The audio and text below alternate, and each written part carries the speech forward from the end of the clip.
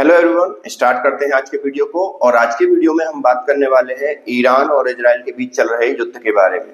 युद्ध ही कहूंगा क्योंकि इजराइल ने जिस प्रकार से ईरान के अलग अलग सैन्य ठिकानों पर, अलग अलग न्यूक्लियर साइट्स पर या हम ये कहें मिलिट्री बेस पर हमला किया और कई मिलिट्री कमांडर को मार दिया इजराइल के द्वारा, तो ये एक प्रकार से युद्ध ही है। उसके जवाब में ईरान ने भी कई बैलिस्टिक मिसाइलें दागी और बैलिस्टिक मिसाइलें जितना आयरन डोम बचा सकता था बचा सका।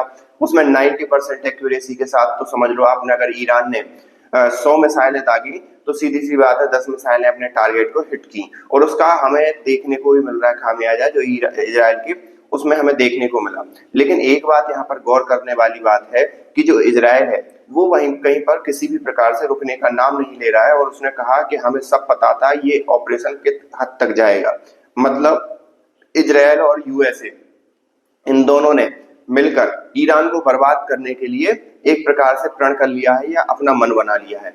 ये मैं इसलिए भी कह रहा हूं क्योंकि जब यूएस के राष्ट्रपति ट्रंप से ये क्वेश्चन पूछा गया कि भाई साहब आप इजराइल का समर्थन करते हो कि नहीं करते हो, या इजराइल और ईरान के बीच जो युद्ध चल रहा है उसके बीच में आप हस्तक्षेप करके उसको रुकवाओगे कि नहीं रुकवाओगे, तो ट्रंप का क्या कहना था? ट्रंप का कहना था कि ये हाँ उसके बीच में डील होनी चाहिए और दोनों को डील करनी चाहिए। लेकिन अंत में उन्होंने कहा कि सम टाइम युद्ध भी जरूरी हो जाता है, तो अभी हम उनको बस युद्ध करने देते हैं, मतलब अभी हम उसमें हस्तक्षेप नहीं करते हैं। और दूसरी तरफ जो यूएसए के जो भी अलग अलग जगह पर युद्धपोत लगे हुए थे या जितने भी जो नेवी के वो जहाज थे वो जाकर मिडिल ईस्ट की तरफ बढ़ रहे हैं। मतलब इजराइल और यूएसए दोनों ने लेकर इस चीज को ठान लिया है कि आखिरकार क्या करना है। तीसरी बात, नेतन्याहू जी जो उनके प्रधानमंत्री हैं इजराइल के, उनका भी अगर बयान सुने तो उनका क्या कहना है? उनका कहना है कि यूएसए के राष्ट्रपति ने जो कहा उसके बारे में मैं ज्यादा अवेयर नहीं हूँ, मेरी कोई बात नहीं हुई इस बारे में,